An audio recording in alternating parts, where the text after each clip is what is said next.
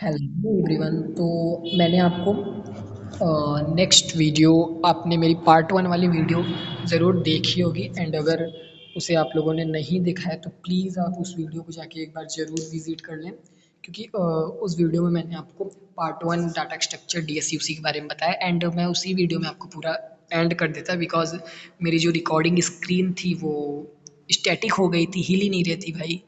तो इस कारण से मुझे मैनेज करना पड़ा। सो आज हम एंड करने वाले। मैंने वहाँ पे आपको स्टैक के नॉर्मल चीज़ों को एकदम सिंपल टर्म्स में एक्सप्लेन कर दिया था। तो अब मैं बात करने वाला हूँ यहाँ पे ये जो पार्ट टू है, एंड इस वीडियो के डिस्क्रिप्शन में आपको पार्ट वन का लिंक मिल जाएगा, एंड पार्ट वन की डिस्क्रिप्शन के लिस्ट में आपको पार्ट टू का वीडियो का लिंक मिल जाएगा। तो चलते हैं, हम स्टार्ट करते हैं। यहाँ पे मैंने आपको बताया था, यहाँ तक कि मैंने आपको क्लियर कर दिया था कि चीज़ें किस तरह से होने वाली है, एंड अब हम बात करेंगे कि स्टैक ऑपरेशन। एंड ये भी आप समझ लीजिए कि हम मेमोरी में अपने स्टैक को कैसे रिप्रेजेंट करते हैं, मतलब अपने कंप्यूटर में स्टैक को कैसे रिप्रेजेंट करते हैं। एंड ये जो वीडियो है polytechnic diploma DSUC data structure using C वालों के लिए है, एंड इस वीडियो को देखने से पहले आप पार्ट वन को जरूर देख लीजिए। सो हम स्टार्ट करते हैं। सो 2 मिनट में अपना चार्जर लेके आता हूँ।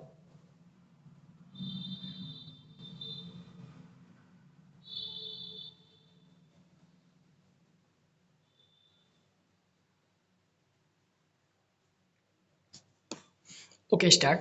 तो how to represent stack in memory, मतलब अपने सिस्टम में जब हमें स्टैक को रिप्रेजेंट करना होगा तो हम किस तरह करेंगे। तो यहाँ पे मैंने ये कोड को लिख के रखा है। हम लिखेंगे स्ट्रक्ट स्टैक, मतलब जब भी हम स्टैक को यूज़ करेंगे तो वहाँ पे हम ये कीवर्ड को जरूर लगाएंगे स्ट्रक्ट, एंड ये वाले पैरेंथेसिस को लगा के इसे एंड करेंगे। हमेशा जब भी हम इसे लगाएंगे तो इसे हमें एंड भी करना होगा, एंड यहाँ पे लिख देंगे int S size and stack. And अगर हम इसके ऑपरेशन की बात करें कि स्टैक में कौन कौन से ऑपरेशन को परफॉर्म किया जाता है, तो स्टैक में मेन जो होता है हमारा टू ही ऑपरेशन को परफॉर्म किया जाता है, जो कि मैंने यहाँ पे मेंशन करके रखा है। Push operation, pop operation. Push operation का यूज डाटा को इंसर्ट करने के लिए किया जाता है, एंड पॉप ऑपरेशन का यूज डाटा को रिमूव करने के लिए किया जाता है। एंड अगर पुश की बात करें इसे कैसे लिखा जाता है, तो आप इसे याद करके जाइए। एस टी मतलब stacked, S T top plus plus S T dot top equal to item, मतलब कि हम एस टी डॉट टॉप पे एक आइटम को डाल रहे हैं, एंड यहाँ पे item S T S stop and S T dot top, मतलब कि हम एक आइटम को यहाँ से रिमूव कर रहे हैं। एंड फुल, मतलब कि हम अपनी स्टैक की साइज जानने के लिए हम यहाँ पे फुल का यूज़ करते हैं। ये यहाँ पे इसका कोड होगा full top equal to max size minus one, मतलब जितनी भी साइज होगी उसमें से एक साइज को घटा देंगे एंड रिटर्न वन कर देंगे, तो हमारे स्टैक की पूरी साइज हमें पता चल जाएगी। एंड एम्प्टी, अगर हमें पता करना है कि हमारा जो स्टैक है वो एम्प्टी है कि नहीं, खाली है कि नहीं, तो उसके लिए हम इस कोड का यूज़ करेंगे एम्प्टी वाले का।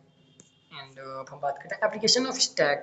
ये भाई इंपॉर्टेंट थोड़ा सा फंड है कि हम यहाँ पे एक्सप्रेशन के लिए हम एप्लीकेशन, मतलब कि एक्सप्रेशंस के लिए हम स्टैक का यूज़ करते हैं। यहाँ पे जो एक्सप्रेशन होते हैं जिसे हम नोटेशन भी कहते हैं, वो मेन 3 टाइप के होते हैं। पहला होगा इनफिक्स, दूसरा होगा प्रीफिक्स, तीसरा होगा पोस्ट फिक्स। एंड इनफिक्स जो होगा उसमें हमारे जो सिंबल होगा वो बीच में होता है, एंड प्रीफिक्स जो होता है उसमें हमारा सिंबल जो होता है वो बाहर होता है, एंड पोस्ट फिक्स जो होता है उसमें हमारा सिंबल एंड में होता है। मतलब कि ए प्लस बी अगर हमने लिख दिया तो ये सेंटर में है, तो ये हमारा होगा इनफिक्स। एंड अगर ये यहाँ पे चला गया एंड हम इसको एंड अगर हम इसको यहाँ से इसे इरेज कर देते हैं, ये वाले प्लस को यहाँ से इरेज हमने कर दिया, तो जो हमारा प्लस है, मतलब कि यहाँ पे समझ लीजिए मैंने इसे हटा दिया, तो अब ये हमारा हो जाएगा प्रीफिक्स, नहीं होगा पोस्ट फिक्स हो जाएगा। एंड अगर इस प्लस वाले को हम यहाँ पे लगा देते हैं तो ये हमारा प्रीफिक्स हो जाएगा, जैसा कि आपको ऊपर मैंने एग्जांपल में दे रखा है। एंड एक्सप्रेशन कैलकुलेशन में आपको समझा देता हूँ, कभी कभी एग्जाम में आ जाता है। Diploma and other university and board of technical education के बोर्ड में कभी आ सकता है, या फिर और कहीं भी बीटी यूपी बिहार कहीं भी पॉलिटेक्निक में पूछा जा सकता है सेमेस्टर एग्जाम के लिए। बाकी आप लोग को पता ही होगा कि ये वीडियो कंप्यूटर साइंस ब्रांच के लिए है, D S U C data structure using C. तो हम एक्सप्रेशन कैलकुलेशन को समझते हैं। तो यहाँ पे इस तरह से हम अपने एक्सप्रेशन को कैलकुलेट करते हैं। लाइक हमने यहाँ पे एक एग्जांपल लिख दिया 5 2 एस्ट्रिक 6 एंड यहाँ पे एस्ट्रिक का मतलब है गुणा, ये गुणा का सिंबल है भाई, आप लोग याद रखे रहिएगा। तो इसे हम किस तरह सॉल्व करते हैं, सबसे पहले 5 एंड 2 को सॉल्व करेंगे। यहाँ पे जैसे नॉर्मल तरीके से अगर हम सॉल्व करना चाहते हैं तो यहाँ पे 5 और 2 को सॉल्व करते हैं, बट ये जो डाटा स्ट्रक्चर होता है एंड एक्सप्रेशन कैलकुलेशन में जब हम सॉल्व करते हैं तो इसे इस तरह से नहीं करते, बल्कि हम इन चीज़ों को उल्टे टर्म्स में शुरू करते हैं। लाइक यहाँ पे 5 + 2 एस्ट्रिक 6, तो सबसे पहले हम 6 एंड 2 का मल्टीप्लाई करेंगे एंड यहाँ पे लिख देंगे 12 एंड ये प्लस वाला सिंबल लगा रहेगा एंड ये हमारा 5 रहेगा एंड 5 × 12 17। तो इस तरह से हम यहाँ पे इसके कैलकुलेशन को फाइंड करते हैं एंड एक्सप्रेशन को सॉल्व करते हैं। एंड यहाँ पे पॉलिश नोटेशन जैसा कि मैंने बताया, infix, postfix and prefix Polish notation आ जाता है। कभी कभी हमसे पूछ लिया जाता है कि पॉलिश नोटेशन क्या होता है, तो हम सिंपल टर्म्स में आप लोग लिख के आ सकते हैं कि स्टैक का एक एप्लीकेशन होता है जिसमें हम prefix, postfix and infix methods का यूज करते हैं, जिससे हम अपने डेटा को एक अरेंज फॉर्म में ला सकते हैं एंड एक्सप्रेशन को आसानी से कैलकुलेट कर सकते हैं। एंड यहाँ पे मैं आपको एक एग्जांपल बताने वाला हूँ कि अपने स्टैक पे कैसे एक्सप्रेशन को कैलकुलेट करेंगे एंड उसे सॉल्व करेंगे। सो यहाँ पे मैंने यहाँ पे कुछ एक्सप्रेशन को पहले से लिख के रखा है कि किस तरह से करना है। आप एक हल्का सा दिमाग में आपको विजुअलाइजेशन कॉन्सेप्ट आएगा। लाइक ये हमारा स्टैक नहीं है, ये हमारा नॉर्मल क्वेश्चन है एंड ये हमारा आंसर है, ये स्टैक है, ठीक। एंड इस तरह से आप समझ लीजिए यहाँ पे हमारा जो ये वैल्यू होगा यहाँ पे स्टोर होता जाएगा, एक एक करके सब कुछ स्टोर होकर लास्ट में पूरे स्टैक में स्टोर हो जाएगा। तो ये कैसे होगा, यहाँ पे 5 है एंड हमने यहाँ 5 लिख दिया, 6, 5 एंड 6 मतलब इस ऑर्डर में लिखते जाएंगे 5 एंड 6। अब 2 आया तो 5 6 2 एंड अब प्लस सिंबल आ गया तो लास्ट वाले में से प्लस कर देंगे। लाइक 2 एंड 6 को हम ऐड कर देंगे एंड हमारा 8 हो जाएगा, 6 2 8, तो 5 8। और यहाँ पे मल्टीप्लीकेशन आएगा तो अब लास्ट वाले को हम फर्स्ट वाले से मल्टीप्लाई कर देंगे, तो 8 एंड 5 को मल्टीप्लाई करेंगे तो 40 आएगा एंड फिर 12 आया तो अब उसके आगे हम 12 लिख देंगे एंड फिर यहाँ पे 4 आया है तो हम उसके आगे 4 लिख देंगे। अब यहाँ पे डिवाइड वाला सिंबल आया है तो 4 एंड 12 को जब डिवाइड करेंगे तो 4 3 × 12, तो यहाँ पे 3 हो गया एंड लास्ट में माइनस बोला है तो 40 में से 3 को माइनस कर देंगे 37 आ जाएगा। तो यहाँ पे हमारा ये एक्सप्रेशन सॉल्व हो गया। सो आपको यहाँ तक समझ में आया होगा। अब हम आगे चलते हैं। हम आगे चलते हैं। यहाँ पे मैं एक चीज़ को देख रहा हूँ, जस्ट 2 मिनट्स, यहाँ पे हमारी रिकॉर्डिंग फिर से ना रुक जाए।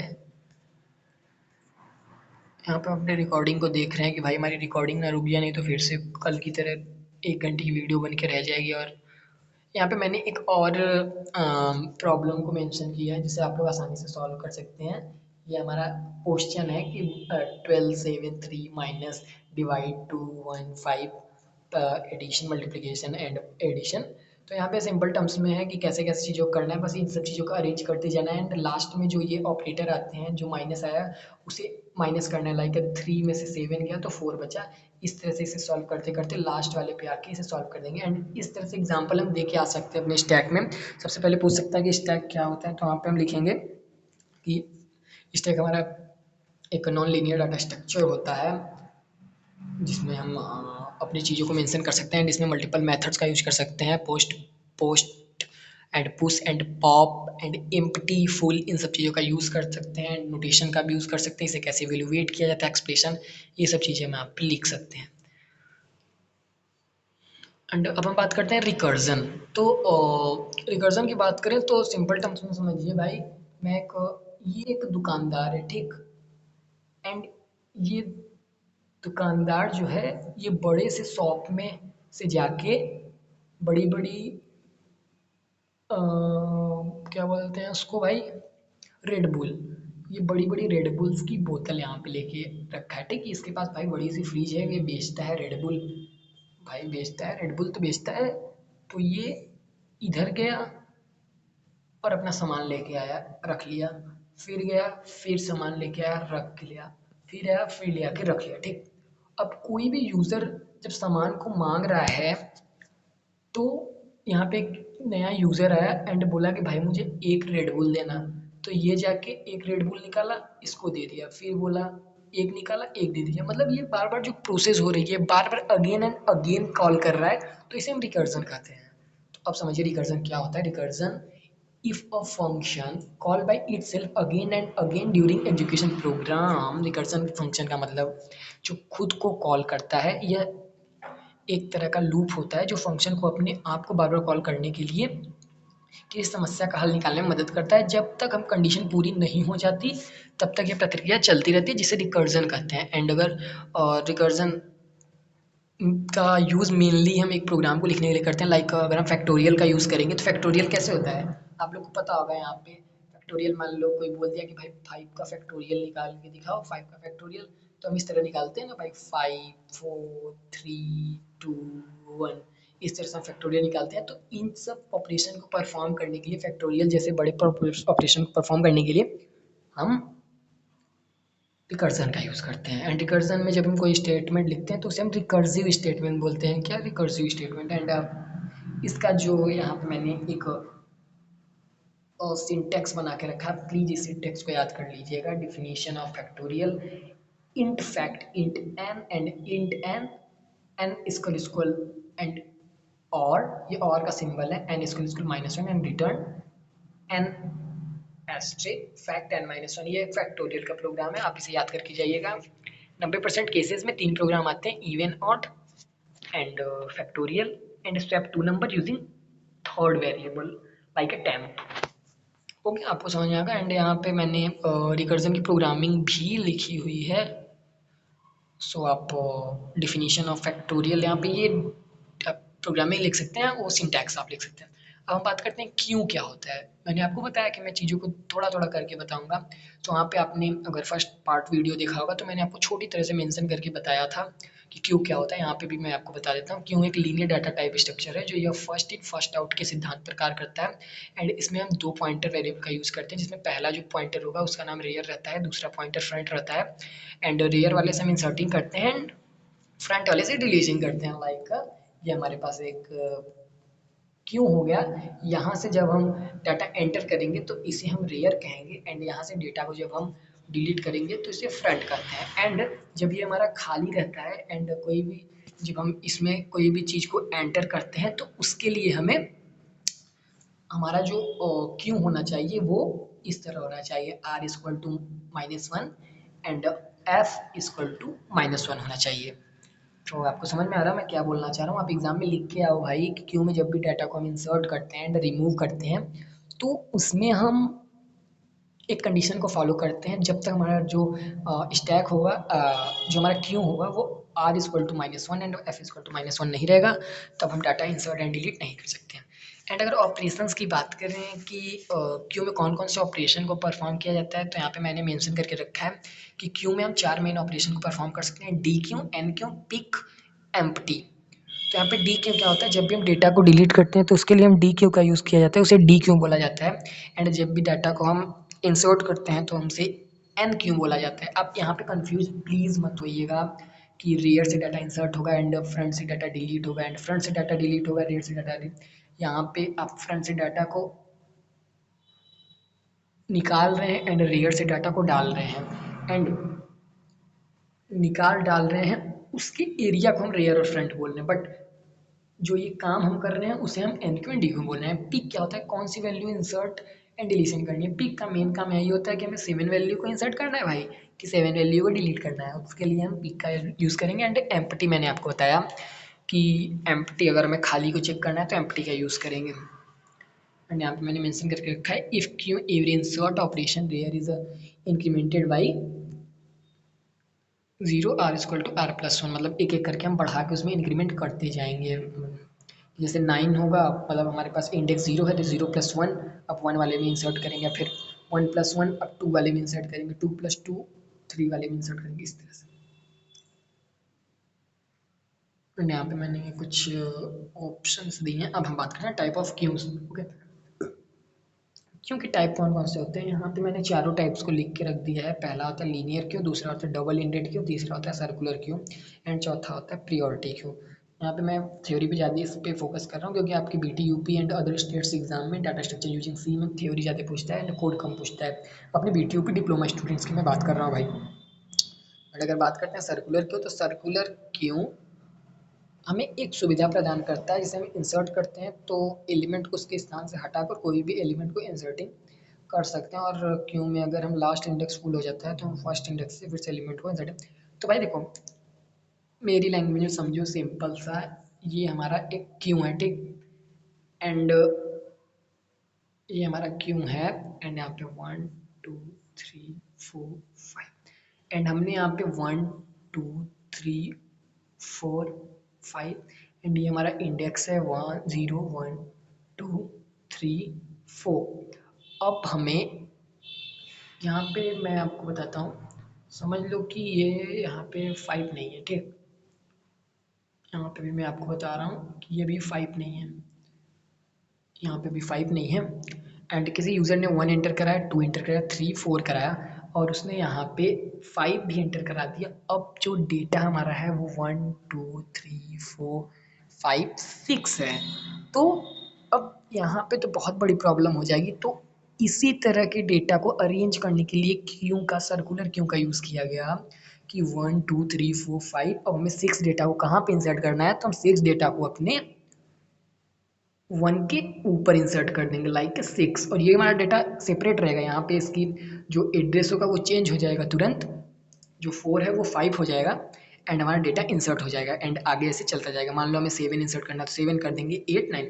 मतलब कि डेटा को सर्कुलर फॉर्म में इंसर्ट करना, इंसर्टिंग डिलीटिंग करना सर्कुलर क्यों कहलाता है, जो कि काफ़ी ज़्यादा फ्लैक्सिबल होता है। एंड यहाँ पे कुछ इसके टर्म्स के बारे में समझ लेते हैं कि फ्रंट जो होगा वो हमेशा एलिमेंट को पॉइंट करेगा, मतलब हमारा जो फ्रंट होगा वो एलिमेंट को पॉइंट करेगा। एंड मैंने आपको फ्रंट रेयर के बारे में बता दिया कि फ्रंट रेयर किसे कहते हैं। एंड अगर दोनों बराबर हो जाता है तो क्यों एम्प्टी हो जाएगा, बिल्कुल। अगर फ्रंट और रेयर दोनों बराबर होते हैं, लाइक मैं आपको जो बार बार बता रहा हूँ कि यहाँ पे अगर r equal to 1 and equal f equal to 1, तो समझ लेंगे कि हमारा क्यों लिस्ट खाली है, मतलब हमारा क्यों जो है खाली है। एंड एलिमेंट इंसर्ट होता है तो रेयर प्लस 1 होगा। अगर हमारा कोई भी एलिमेंट हमारे क्यू में इंसर्ट होगा तो रेयर प्लस 1 होगा। एंड एलिमेंट अगर डिलीट होगा तो हमारा जो क्यू होगा वो फ्रंट प्लस 1 होगा। जिधर से इंसर्ट हो रहा है उधर प्लस हो रहा है, एंड जिधर से डिलीट हो रहा है उधर प्लस 1 हो रहा है। एंड सॉर्टिंग में हमेशा f-1 एंड r-1, जो कि मैं आपको कब से बताता चला आ रहा हूँ बार बार, कि जब भी हम सॉर्टिंग करेंगे तो f-1 एंड r-1 होना चाहिए। सो अब हम बात करते हैं यहाँ पे डबल एंडेड क्यू की। ओके दोस्तों, तो डबल एंडेड क्यू को शॉर्ट फॉर्म में डी क्यू भी कहा जाता है। बिल्कुल एग्जाम में पूछ लेता है डी क्यू के बारे में एक्सप्लेन करिए, तो डी क्यू जो हमारा होता है डबल एंडेड क्यू होता है, जो हमारे क्यू का एक भाग होता है जिसमें हम दो साइडेड से डाटा को डिलीट एंड इंसर्ट कर सकते हैं। इसमें एन की डी क्यू का ऑपरेशन होता है, बट इसमें उन ऑपरेशन का कोई दूसरा नाम होता है जो कि मैं आपको आने वाले पीडीएफ्स में बताने वाला हूँ। तो इसमें एक ही तरफ से इंसर्शन तथा एक ही तरफ से डिलीशन भी किया जा सकता है। सो सिंपल यहाँ पे मैं इस तरह से आपको समझाता हूँ, लाइक ये हमारा क्यू है, तो यहाँ से हम अगर इंसर्ट कर रहे हैं तो भाई हम यहीं से डिलीशन भी कर सकते हैं। यहाँ से अगर हम इंसर्ट कर रहे हैं तो यहाँ से हम डिलीशन भी कर सकते हैं। ये हमारा डबल एंडेड क्यू है। डबल एंडेड क्यू का मेन एम ये होता है कि दोनों तरफ से डेटा को डिलीट एंड इंसर्ट करना। यहाँ पे उसी तरह मैंने एक डायग्राम बना के रखा हुआ है, बाकी मैंने आपको बता ही दिया। And queue is a two type, double ended queue दो टाइप के होते हैं, जिसमें इनपुट रिस्ट्रिक्ट क्यू होता है एंड आउटपुट रिस्ट्रिक्ट क्यू। मतलब कि इसमें इंस्ट्रक्शन एक साइड लेकिन डिलीशन दोनों साइड होगी। मतलब कि इस तरह आप समझ लीजिए, जो इनपुट रिस्ट्रिक्ट डी क्यू होगा ये हमारा समझ लीजिए अब ये क्यू हो गया, एंड इसमें लिखा है इसमें इंसर्शन एक साइड से, मतलब यहाँ से इंसर्शन होगा लेकिन डिलीशन दोनों साइड से होगा। या इसमें इंसर्शन तो मतलब डेटा को एंटर एक ही साइड से कर सकते हैं, बट डिलीट हम दोनों साइड से कर सकते हैं। यहाँ से भी डिलीट कर सकते हैं, यहाँ से भी, यहाँ से भी डिलीट कर सकते हैं, यहाँ से भी डिलीट कर सकते हैं, बट यहाँ से केवल हम इनपुट कर सकते हैं। एंड ठीक उसी तरह आउटपुट रिस्ट्रिक्ट डी क्यू, यहाँ पे बस हम डेटा को यहाँ से, इसमें डिलीशन एक साइड से होगा लेकिन इंसर्शन दो साइड से, मतलब यहाँ से केवल डिलीशन होगा एंड यहाँ से हम इसमें इंसर्शन भी कर सकते हैं और यहाँ से भी इंसर्शन कर सकते हैं। सो आपको समझ में आ गया होगा। हम बात करते हैं प्रियोरिटी क्यू। भाई साहब ये थोड़ा सा इंपॉर्टेंट टॉपिक है, इसको आप समझ लीजिए। कि प्रायोरिटी क्यों क्या होता है। थोड़ी सी पीडीएफ में आप लोग को दिक्कत देखने को मिल रही होगी, बट मैं आपको समझाने की पूरी कोशिश करता हूँ। प्रायोरिटी को एक विशेष प्रकार का डाटा स्ट्रक्चर होता है जहाँ हर एलिमेंट के साथ एक प्रायोरिटी जुड़ी होती है। जिस प्रकार नॉर्मल क्यू में एलिमेंट में इंसर्टिंग किया जाता है, ठीक उसी प्रकार यहाँ पे ये सब वगैरह वगैरह लिखा है, आप लोग पढ़ लीजिएगा। मैं आपको प्रायोरिटी क्यू का सिंपल सा टर्म समझा देता हूँ। अब देखिए सिंपल, आप समझिएगा, मैं एक रियल लाइफ एग्जांपल बता रहा हूँ। आप समझ लीजिए, आप किसी ट्रेन के पास में हैं, ठीक, मतलब ट्रेन टिकट लेने गए भाई साहब। ये हमारा टिकट घर है, ये टिकट घर है, और यहाँ पे ये आप हो, और यहाँ पे भी ये भैया है, एंड यहाँ पे भी ये भैया है, एंड ये है अपना टिकट वाला बंदा, ठीक।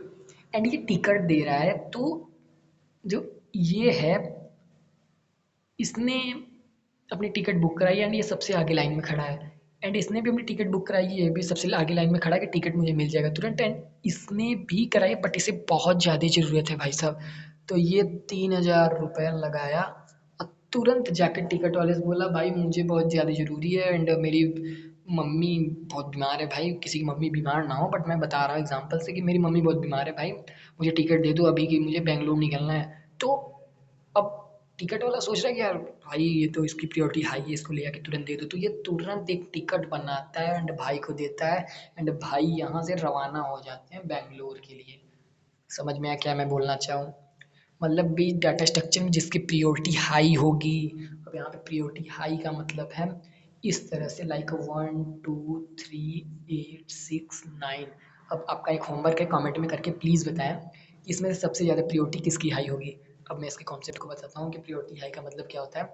Like asterisk and divide minus plus, and यहाँ पे सबसे ज़्यादा जो प्रायोरिटी हाई है, पहली प्रायोरिटी इसकी होगी, ठीक, एंड दूसरी प्रायोरिटी इसकी होगी, एंड तीसरी प्रायोरिटी इसकी होगी, एंड चौथी प्रायोरिटी इसकी होगी। तो यहाँ पे आपको प्रायोरिटी समझ में आ गया होगा, जिसकी प्रायोरिटी ज़्यादा उसको काम जल्दी मिलेगा। एंड एप्लीकेशन ऑफ क्यू की अगर बात करें तो time sharing and round robin algorithms में भी यूज़ किया जाता है। मतलब राउंड रोबिन एल्गोरिथम में हम टाइम स्लाइसिंग पे काम करते हैं, वहाँ पे हमें कुछ टाइम दिया जाता है। पहले तो हम टाइम शेयरिंग को समझ लेते हैं, मतलब किसी काम को करने के लिए हम टाइम को शेयर कर देते हैं, वो हमें टाइम शेयरिंग हो जाएगी। एंड राउंड रॉबिन एल्गोरिथम वो एल्गोरिथम होता है कि हमें किसी भी काम को करने के लिए कुछ सेकंड दे दिए जाते हैं। मतलब ये हमारा एक लड़का है और ये उसके पापा हैं भाई, मतलब पापा थोड़े से मोटे वोटे रहेंगे ना, तो ये उसके पापा हैं। एंड इन्होंने इससे बोल दिया कि बेटा 2 मिनट में अगर तू सामान लेके वापस नहीं आया तो मैं तेरे हाथ गोड़ तोड़ दूंगा। समझे? कि इसके डैडी ने बोला कि बेटा अगर 2 मिनट में तूने सामान लेके नहीं आया तो मैं तेरे हाथ गोड़ तोड़ दूंगा। तो ये हमारा जो दो है वो हमारा टाइम स्लाइसिंग है, जो हमारी राउंड रॉबिन एल्गोरिथम होती है। मतलब किसी भी डेटा एंड शेड्यूलिंग के लिए हम राउंड रॉबिन एल्गोरिथम का यूज़ करते हैं। इसमें हम टाइम स्लाइसिंग दिया जाता है किसी भी डेटा को हैंडल करने के लिए, किसी भी डेटा को उतने सेकेंड में काम करने के लिए हम राउंड रॉबिन एल्गोरिथम्स का यूज़ करते हैं।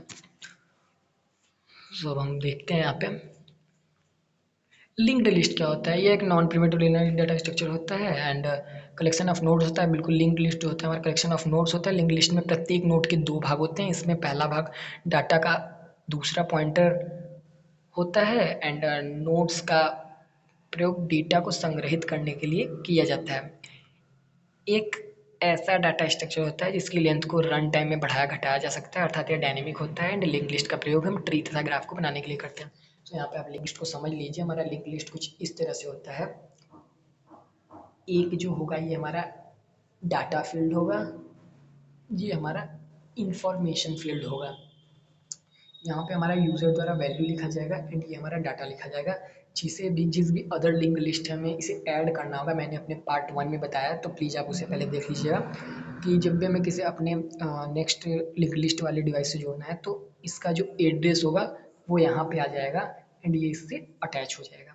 एंड लिंक लिस्ट जो होता है हम इसे रन टाइम पे बढ़ा घटा सकते हैं। मतलब हम इसमें एक और जोड़ सकते हैं, एक और जोड़ सकते हैं। इसे हम डायनेमिक करते हैं, इसे हम बढ़ाया घटाया जा सकता है एंड ये काफ़ी फ्लेक्सिबल होता है। एंड ये जो यहाँ पे हम एड्रेस को जो यहाँ पे लाए हैं वो कैसे लाए हैं, वो हम पॉइंटर से लेके आए हैं।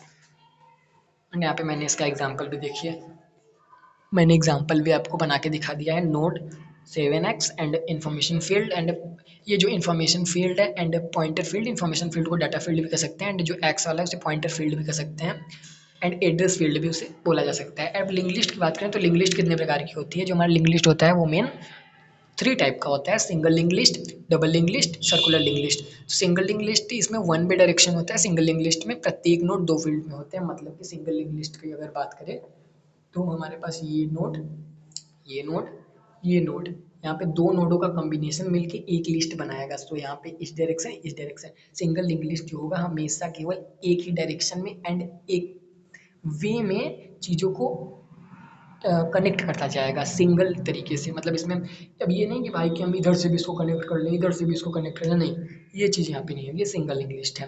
हम डबल लिंक लिस्ट की बात करें तो हमारा जो डबल लिंक लिस्ट है उसमें हमारे पास दो तरफ, मतलब अब थोड़ा सा देख के आप चौंक जाओगे, ये हमारा डबल लिंक लिस्ट है भैया। ये ठीक, यहाँ पे ये हो जाएगा हमारा लेफ्ट पॉइंटर एंड ये हमारा जो हो जाएगा राइट पॉइंटर एंड ये हमारा हो जाएगा डाटा फील्ड।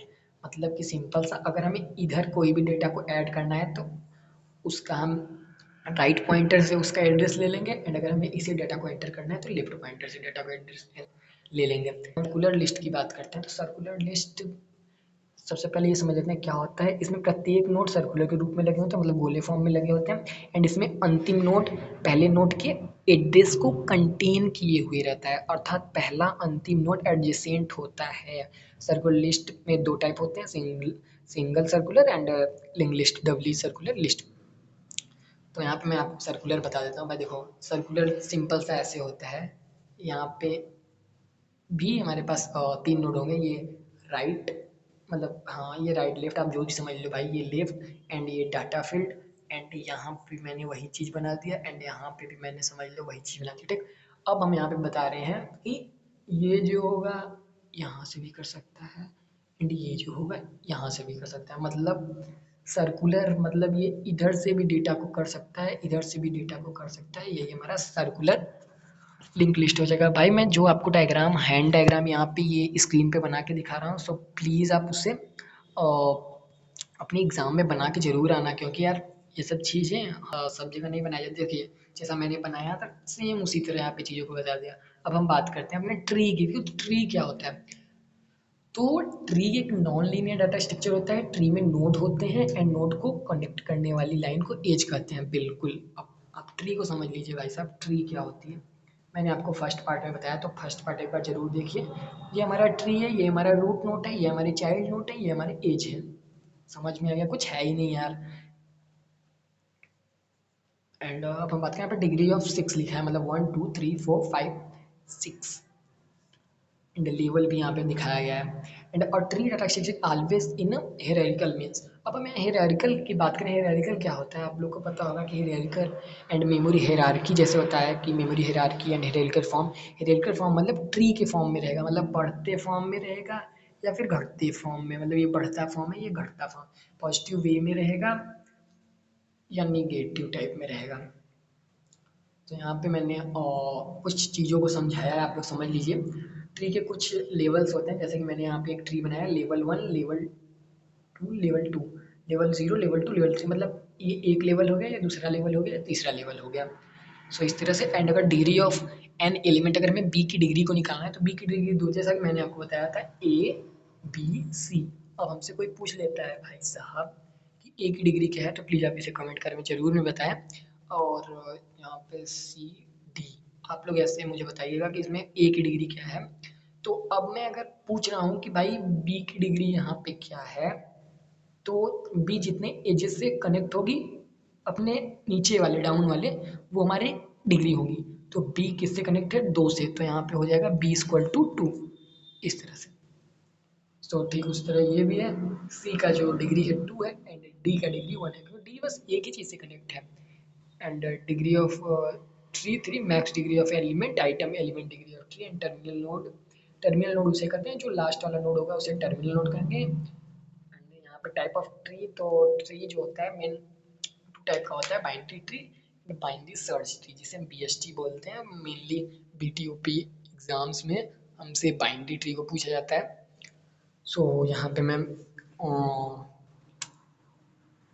यहाँ पे मैं थोड़ा सा आप लोग को ब्रेक लेना चाहता हूँ, 20 सेकेंड, मैं जस्ट 2 मिनट में अभी आता हूँ।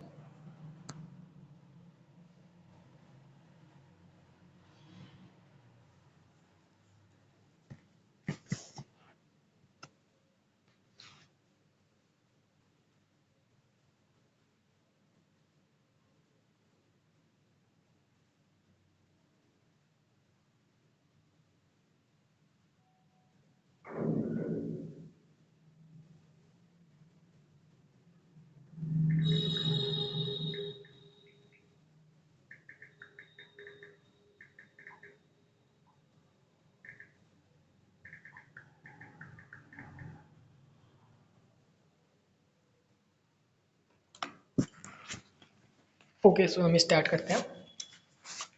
अब हम यहाँ पे देखते हैं कि बाइनरी जिसके मैक्स 2 चाइल्ड हो एंड या तो एम्प्टी हो या फाइन। तो हम बाइनरी ट्री के बारे में बात कर लेते हैं। बाइनरी ट्री क्या होता है?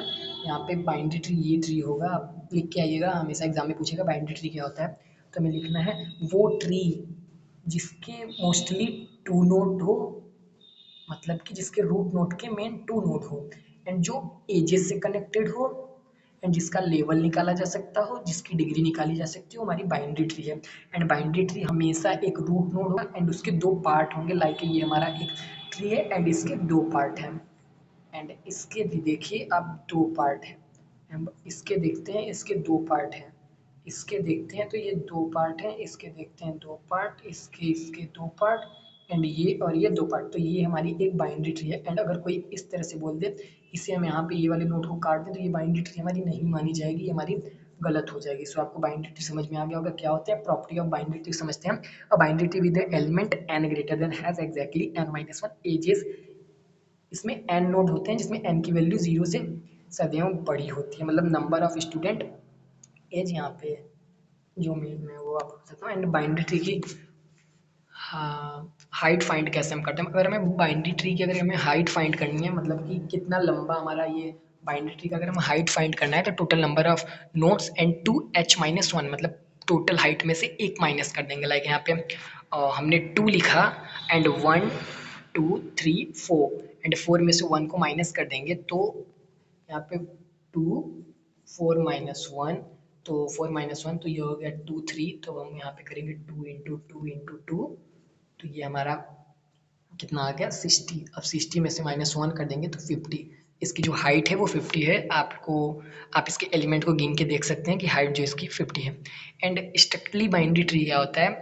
वो बाइनरी ट्री जिसके रूट नोड के 2 नोड में लेफ्ट नोड साइड एक भी लीफ नोड ना हो, उसे हम स्ट्रिक्टली नोड कहते हैं। मतलब कि स्ट्रिक्टली बाइनरी ट्री उसे कहेंगे ये है ठीक भाई, and B and C and A. अब हम यहाँ पे करेंगे सी का ये डी हमने बनाया एंड ये ई बनाया, तो हम तो चाहते हैं तो इसे भी बना सकते थे ना लेफ्ट साइड में। तो लेफ्ट साइड में जब भी नोड नहीं होगा तो उसे स्ट्रक्टरली बाइनरी ट्री, यानी डेप्थ ट्री किसे कहेंगे?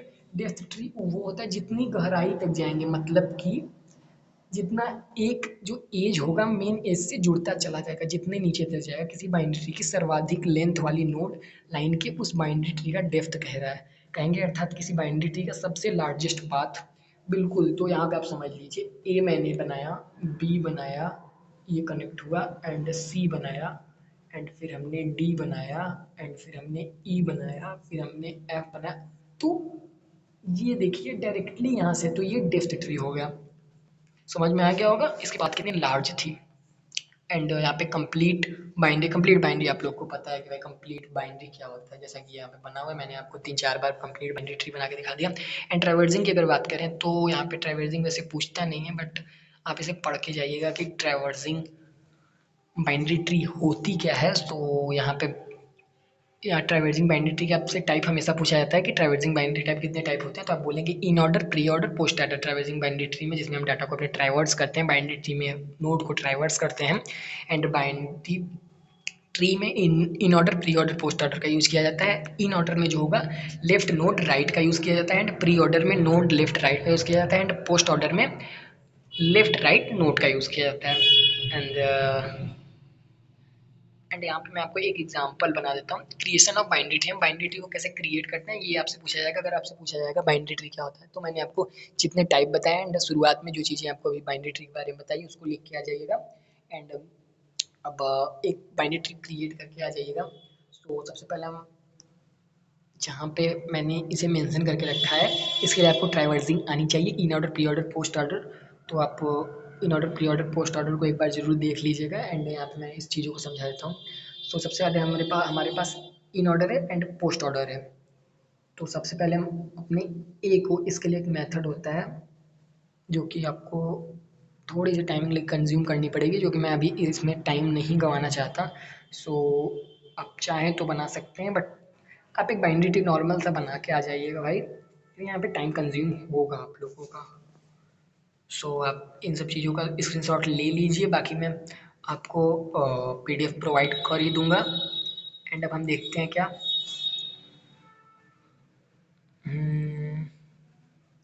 Binary tree for algebraic expression. हाँ, ये सब एग्जांपल आपको सिंपल तरीके से समझ में आ जाएंगे। जैसे कि मैं बाइनरी ट्री का आप ये भी एग्जांपल दे के आ सकते हैं, जैसे कि यहाँ पे लिखा हुआ है expression a asterisk B plus सी। तो जैसा कि मैंने बताया था प्रियोरिटी के बेस पे, तो यहाँ पे इसकी प्रियोरिटी हाई है तो ये बना, एंड फिर उसके बाद इसके बगल में क्या है, ए है, लाइक एस्ट्रिक हमने बनाया, एंड हमारे एस्ट्रिक के बगल में ए है तो हमने ए यहाँ पे बनाया, एंड एस्ट्रिक के बगल में, अब एस्ट्रिक के बाद क्या उससे बड़ा है, प्लस, तो हम सिंबल बनाएंगे प्लस वाले को, एंड प्लस के बगल में क्या है, बी। तो चलिए भाई हमने बी बना लिया, एंड अब बी प्लस के मतलब इस साइड सी है तो हमारा सी। तो इस तरह से आप एक्सप्रेशन को वहाँ पे डिफाइन करके आ सकते हैं।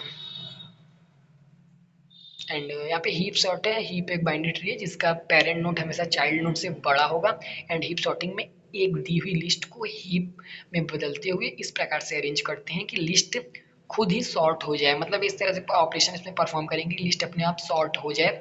एंड हीप सॉर्ट की तकनीकी से हम एलिमेंट को एक एक करके ट्री इंसर्ट कर देते हैं, मतलब इसमें इंसर्ट डिलीशन कर सकते हैं। यहाँ पे ये जो एग्जाम्पल है इसके इसको हमें सॉर्ट करना है, तो इसके लिए मैंने यहाँ पे मेंशन किया हुआ है कि हम किस तरह से सॉर्ट करेंगे। सबसे पहले हम 40 को ले लेंगे, यहाँ पे देखिए 40 है तो स्टार्टिंग में मैं यहाँ पे 40 को ले लिया, अतः अब लिस्ट 40 हो गया। अब हम 30 को हीप ट्री से इंसर्ट करेंगे, तो 44 के बगल में हमने 30 को इंसर्ट किया, फिर उसके बाद हमने 50 को इंसर्ट किया, मतलब सिंपल टर्म में इंसर्ट करते जाएंगे। एंड अब हम देखेंगे कि अब क्या 50 जो है हमारा 40 से बड़ा है या छोटा है, अगर बड़ा होगा तो ऊपर चला जाएगा, छोटा होगा तो नीचे आ जाएगा। तो ये हमारा 50 जो है 40 से बड़ा होगा, मतलब ये आप याद रखिए सबसे बड़ा नोड जो होगा सबसे ऊपर रहेगा। मैंने आपको बताया था रूट नोड जो होगा वो सबसे ऊपर होगा। तो यहाँ पे इस तरह से हो जाएगा, 50 जो होगा ऊपर चला जाएगा, एंड फिर उसके बाद यहाँ पे अब हमने 20 को इंसर्ट कर दिया, एंड 20 को इंसर्ट करने के बाद फिर हम इस वाले पे आते हैं। 20 को इंसर्ट करने के बाद 60, अभी आपको समझ में आ रहा होगा यार 60 है तो इतना बड़ा है कैसे, अभी इसको भी ट्राइवर्स किया जाएगा, 60 को 30 से कंपेयर किया जाएगा, एंड 60 ऊपर चला जाएगा, 30 नीचे आ जाएगा। नेक्स्ट वाले में मैंने यहाँ पे लिखा है, ये देखिए यहाँ पे 60 को ऊपर कर दिया गया है, 60 को ऊपर किया गया है एंड 30 को नीचे। तो इस तरह से हमारा आ गया है 50, 60, 40, 20 एंड 30। एंड अतः दोबारा चाइल्ड का मान रूट नोड से पेरेंट से बड़ा होगा तो अगेन स्वैपिंग करेंगे, ठीक। हीप सॉर्ट आपको समझ में आ रहा होगा। एंड अब हम 65 को इंपोर्ट इंसर्ट करेंगे, अब 55 को हमने इंसर्ट किया तो 40 बड़ा है, तो रूट वाले में कभी भी बड़ा नहीं होना चाहिए, यहाँ वाले पे कभी भी नीचे वाला बड़ा नहीं होना, हमेशा छोटा होना चाहिए। तो अब फिर से हम इसे कंपेयर करेंगे एंड इसे नीचे ला देंगे, इसे ऊपर ला देंगे। तो यहाँ पे मैंने इस तरह कर दिया, इसे नीचे इसे ऊपर, एंड ये हमारा क्रिएट हो गया है। एंड अभी ये देखते देखते हमारा नीचे लास्ट में सॉर्ट हो जाएगा। अब हम लिस्ट 60, 50 एंड 50, 20, 30, 40 को सॉर्ट कर लेंगे, मतलब ये हमारा बन गया है ना भाई, अब इसे हम सॉर्ट कर लेते हैं। और तब हम अंत में आखिरी नोट 77 को ट्री के इंसर्ट के लिए 77 रूट के राइट चाइल्ड के राइट एलिमेंट में 77 इंसर्ट करेंगे, मतलब लास्ट वाले में। अब ये देखिए इससे डायरेक्ट यहाँ से हम कर देते हैं ना भाई, क्योंकि ये तो छोटा ऑलरेडी है। जब ये हो जाएगा सबसे पहले इसे नीचे लाएंगे एंड फिर इसे ऊपर लेके जाएंगे, तो हमारा कुछ बात बनेगी। एंड यहाँ पे हमने इस तरह से इसे किया है, 77 का 55 से सबसे पहले कंपेयर किया एंड उसे ऊपर लेके गए, फिर उसके बाद हम अपने 77 को 60 से कंपेयर किया, एंड इस तरह से हमारा जो हीप सॉर्ट है वो सॉर्टिंग यहाँ पे परफॉर्म हो चुका है, तो आप लोग को समझ में आ रहा होगा हीप सॉर्ट कितना सिंपल एंड ईजी चीज़ है, आप लोग आसानी से उसे समझ सकते हैं एंड उसमें आपको कोई भी प्रॉब्लम नहीं होगी। एंड हीप के दो टाइप होते हैं, मैक्स हीप, मिन हीप, बस इतना याद करके जाइए। मैक्स हीप, मिन हीप, मैक्स का मतलब बड़े पेरेंट को फाइंड करने के लिए मैक्स एंड छोटे पेरेंट को फाइंड करने के लिए मिन हीप। एंड ये हमारा जो है लास्ट टॉपिक है, ग्राफ क्या होता है। तो इसे सिंपल तरीके से हर बार एग्जाम में आता है, तो मैंने इसे इस तरह से यहाँ पे मेंशन करके रख दिया कि ग्राफ क्या होता है। ग्राफ जो होता है वो वर्टिसेस एंड एजेस का समूह होता है। एंड टाइप ऑफ ग्राफ की अगर बात करें तो ग्राफ टू टाइप के होते हैं, directed graph, undirected graph. And इसके मल्टीपल टर्मिनोलॉजीज होते हैं जो कि मैं समझाने वाला हूँ यहाँ पे। इसके मेन टर्मिनोलॉजीज होते हैं, पाथ होता है, एडजेसेंट होता है, साइकिल होता है एंड कंप्लीट ग्राफ होता है, डिग्री होती है, वेटेज ग्राफ होता है। ग्राफ का इम्प्लीमेंटेशन दो तरीके से किया जाता है, एक एरे एंड लिंक्ड लिस्ट। हम समझते हैं ग्राफ क्या होता है। यहाँ पे ग्राफ मैंने आपको बताया था ना कि आप कंफ्यूज मत होना। ये ये ये ये तो हमारी ट्री है भाई, ये याद रखना है। इसके दो होंगे तो ये हमारी बाइनरी ट्री है। ये समझ लो, ये जीरो है, ये वन है। हमेशा बाइनरी इस तरह से भी याद कर सकते हैं कि बाइनरी में हमेशा जीरो एंड वन होता है, ठीक उसी तरह ये हमारा जीरो एंड वन है। एंड जो हमारा ग्राफ होगा वो हमारा ग्राफ इस तरह होगा। ये देखिए हमारा ग्राफ इस तरह है, ये आया, ये आया, ये आया एंड ये भी आ गया एंड ये आ गया। मतलब कहीं से भी हम इसे जोड़ तोड़ सकते हैं, ये हमारा ग्राफ होता है। मैं कुछ चीज़ें हम वर्टिसेस एंड एजेस, जो हमारा ग्राफ होगा उसमें मैं आपको वर्टिसेस एंड एजेस बताता हूँ कि किसे हम वर्टिसेस एंड एजेस कहते हैं। ये वाला जो चीज़ है गोला गोला, जो हम उसमें नोड बोलते थे, यहाँ पे वर्टिसेस बोलेंगे। एंड इस वाली चीज़ को हम यहाँ पे एजेस बोलेंगे। टाइप ऑफ ग्राफ तो आपको डायरेक्टेड ग्राफ, अनडायरेक्टेड ग्राफ पता चल गया। एंड यहाँ पे मैंने डाटा स्ट्रक्चर के बारे में लिखा। डाटा स्ट्रक्चर किसी भी नहीं भाई, आपको मैंने शुरुआत में बताया। सो यहाँ पे हमारी पीडीएफ एंड हो गई है। एंड आपको अगर वीडियो अच्छी लगी हो तो लाइक करिएगा। एंड कोई भी अगर प्रॉब्लम हो तो प्लीज़ आप इसके नीचे कमेंट करिएगा। एंड इस वीडियो के डिस्क्रिप्शन में मैं आपको पार्ट वन का दे रहा हूँ। अगर आपने पार्ट वन नहीं देखा है तो पार्ट टू आपको थोड़ा कम समझ में आएगा, बट मैंने चीज़ों को एकदम सिंपल टर्म में आपको एक्सप्लेन किया है, सो आपको चीज़ें आसानी से समझ में आ जाएंगी। एंड यहाँ पे मैं आपको इस पूरे पीडीएफ का जो लिंक है डायरेक्ट क्लाउड पे मैंने स्टोर कर दिया, वहाँ से आप जाके आसानी से देख सकते हैं मैंने इस पीडीएफ। एंड मैं शुरुआत से आपको दिखा देता हूँ, ये मेरा पार्ट वन का पीडीएफ था। मैंने आपको यहाँ पे पूरी चीज़ें कवर करा दी। अब मैं आपको यहाँ पे एक बार फिर से इंपॉर्टेंट वाली चीज़ों को समझा देता हूँ। अगर आपने पार्ट वन पार्ट टू दोनों देखा होगा तो आपको अब चीज़ें पूरी तरह से क्लियर हो चुकी होंगी।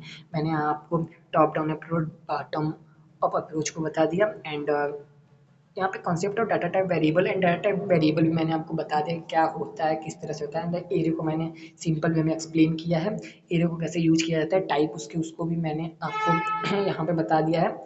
एंड लिंक लिस्ट क्या होता है इसको भी हमने डिस्कशन कर लिया, introduction to link list. And memory में कैसे इसे रिप्रेजेंट किया जाएगा, ऑपरेशन क्या होगा, एप्लीकेशन क्या होते हैं, डब्ल्यू लिंक लिस्ट क्या होता है।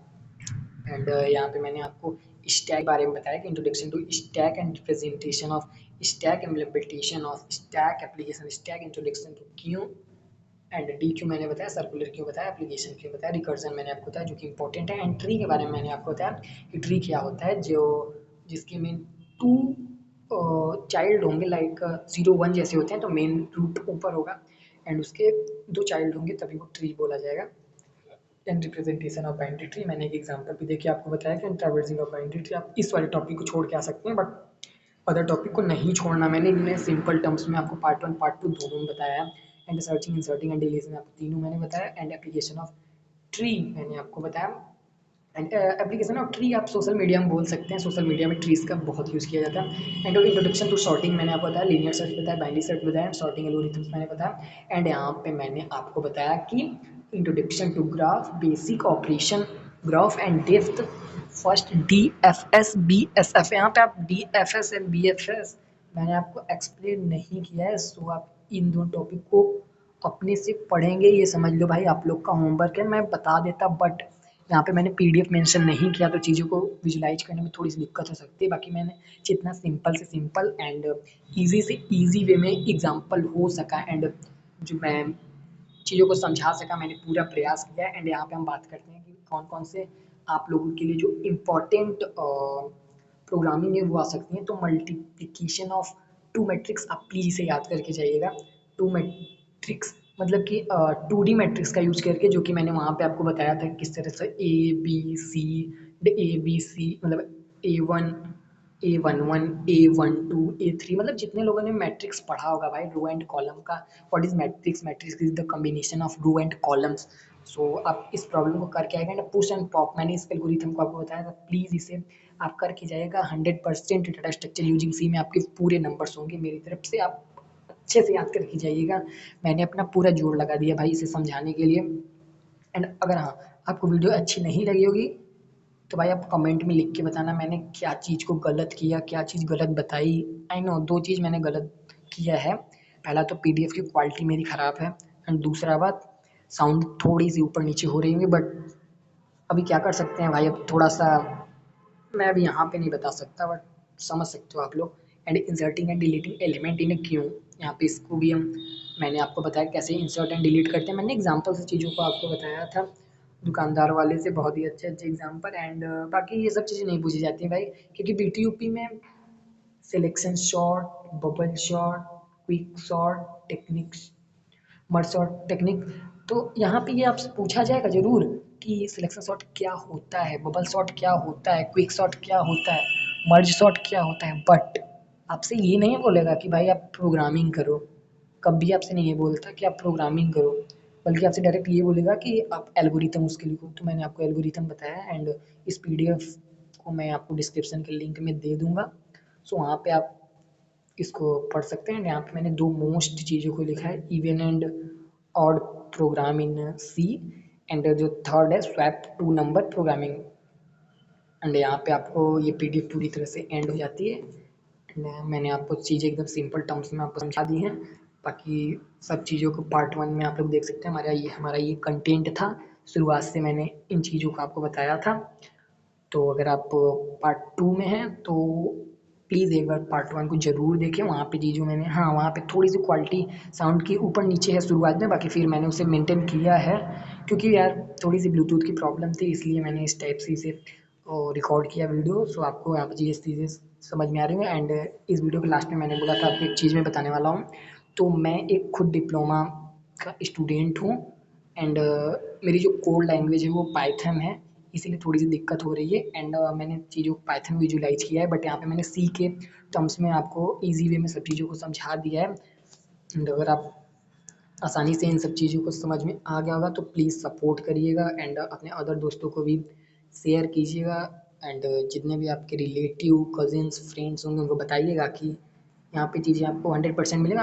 आप इस प्लेलिस्ट को एक्सेस कर सकते हैं। 6 सेमेस्टर का मैंने ऑल सब्जेक्ट्स का वन शॉट करा दिया है। एंड अगर आप लोग इस वीडियोस के कमेंट में एंड पार्ट 1 के कमेंट सेक्शन में कोई भी डाउट होगा, कोई भी टेक्निकल इशू, कोई भी जॉब से रिलेटेड, आप बता सकते हैं। So thanks for watching this video, and thank you, आप लोग मेरे साथ बने रहें। And okay, bye, thank you.